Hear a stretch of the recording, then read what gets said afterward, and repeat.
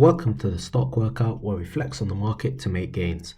In this video, I'm going to be speaking about Ocugen, ticker symbol OCGN. Now, this stock has had a bit of a wild ride recently. I've covered it before as well. Identified a few support and resistance levels. We did break through the resistance. We did set new highs. So congratulations to everyone who was holding. Since then, we've had a huge sell-off, and I'm going to give you an update and do a bit of chart analysis to give you an indication of where we're at. I'll go through a little bit of news and also go through a bit of institutional ownership, which I think will boost confidence in those who hold this stock, because this is good information to know. It's always wise to keep an eye out and follow where big money moves. And the big money that's moving into Ocugen, this shows that big hedge funds do have belief in this stock. So let's start off with a little bit of news. So Ocugen, why red hot Ocugen is plunging again today? This was on the 7th of May, which was Friday, and this was when the earnings came out. So the bad news for Ocugen stock starts off with an adjusted loss per share of 4 cents. That's a massive blow to the company compared to Wall Street's adjusted earnings per share estimate of 50 cents for the quarter. However, it's still better than the adjusted losses per share of 7 cents from the same time last year. Then this article goes on to talk about the fact that there is no revenue, and it was expected that they would have $156.16 million in revenue. Now remember, this is a clinical company that's yet to go into commercial phase. With Ocugen partnering with biotech, COVAXIN would be their first product on the market, even though they've partnered with another company. So all of their other products are still in clinical stage. So this was quite a big number to have predicted that they would have revenue for. However, this is revenue that's yet to come in. The article then goes on to say that their research and development costs increased from 1.7 million in quarter 1 2020 to 2.9 million in the current quarter, and their general expenses in quarter 1 were 4.2 million compared to 2.3 million in the same quarter of last year. Now, this is nothing to worry about because the increased spending in research and development and expenses shows that the company is spending on their growth. And that is something that we do want to see from an emerging biotech. Then it goes on to say that the CEO, Dr. Shankar, he said that we will continue to make progress towards emergency use authorization for COVAXIN while also considering clinical development in special populations such as children as well as booster doses. So going back to the charts, when the earnings came out here, as I've highlighted, you can see how the stock price did tank quite heavily on the day. We saw a huge sell-off, and then we saw the stock price recover slightly, and it did dip below my previous level of support that I identified, and then it picked up and closed over that, which is a good sign. Now, these green candles here that you see with the price recovering, this would have maybe quite possibly been due to this bit of news here. So this one, BlackRock Inc. reports 53.77% increase in ownership of OCGN. So I'm on Fintel here. I can leave the links in the description down below if you guys want to take a look yourself. And basically BlackRock has filed a 13F HR form disclosing ownership of 3,422,000 shares of Ocugen, with total holdings valued at $23 million roundabouts. So BlackRock had previously filed one of these forms disclosing 2.225 million shares. And the previous value was only $4 million.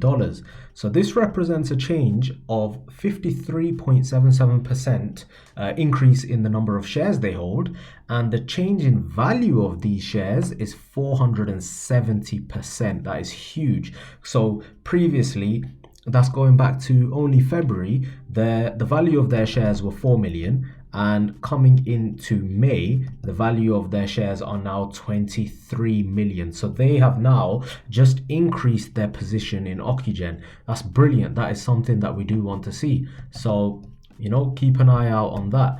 So then if we go to a little bit of institutional ownership for Ocugen, I'll just show you up here. We're looking at Ocugen. And over here, you can see that Vanguard own 5.6% of this company, of the shares. In essence, they own 9 million shares. So Vanguard's holding 5.6%, and there's another management company here, Sabi Management, that are holding 4.99%. They have been holding their shares for a couple of years, but the most recent one here is in February. Vanguard, 5.6% they own, and now you see companies like BlackRock, which is another fund, increased their position by 53.77%. So that's amazing. Their value has changed by 470%. And that might be a reason why we saw this increase in the share price again, because Vanguard may have just been picking up these shares at a heavily discounted price. As far as the saying goes, buy the dip. I don't think you could have got a better opportunity, because the fundamentals for this company still haven't changed. They are still going to get COVAXIN onto the market in the US. They still have to apply for their EUA. Now, the earnings report did come out pretty bad, and it's worse than what was expected. However, the fundamentals still haven't changed. They still have to apply for that EUA. And the revenue that they didn't have at all, and it was expected they were to have around over 150 million, that's yet to come in. Because once they get that EUA, once their product is on the market in the US and then the sales start coming in, that's when you're going to see the revenue. And obviously, when that happens, you are going to see an increase in the share price, because by the next earnings day, if they report they've had millions in revenue, that makes the company worth much more. So as far as buy the dip goes, this is a brilliant opportunity, and it seems like BlackRock did pick up on that. So in my opinion, this is nothing to worry about. The market's been a bit choppy. We've seen it sort of move up and down. Different sectors have been affected differently, and we have seen a sort of sell-off. It's not been direct. It did sort of hold up here, slight increase in price and then sell-off again. We did hold the support here, and then with the earnings coming out pretty bad, we did see a sell-off once again. This can be confirmed with the RSI, as you can see here on the high, on the high that we had here at $16. RSI was in the overbought territory, so anything over 70 is overbought, anything under 30 is oversold. And with the sell-off, we did see that RSI drop, and we entered the oversold territory twice, one being on this earnings day. So we did go into oversold territory, and people who picked up the share at that discount, we saw the price pick back up. So with the EUA, we are still waiting for that to be filed for the US. However, if we jump over the ocean a bit and go towards India, Bharat Biotech have already received advance 2,500 crore rupees, Indian rupees, for 16 crore doses, says the government. So they've already received orders. Now that was split between the Serum Institute of India and Bharat Biotech. I'll leave the link for this in the description below so you can read more on it as well. However, that just shows that they've already received orders from the government.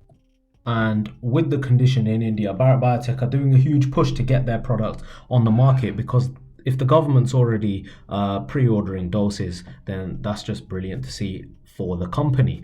Now that is Bharat Biotech, and we are talking about Ocugen. So what's the relationship? Obviously, we know Ocugen are going to apply for that EUA to get COVAXIN into the US.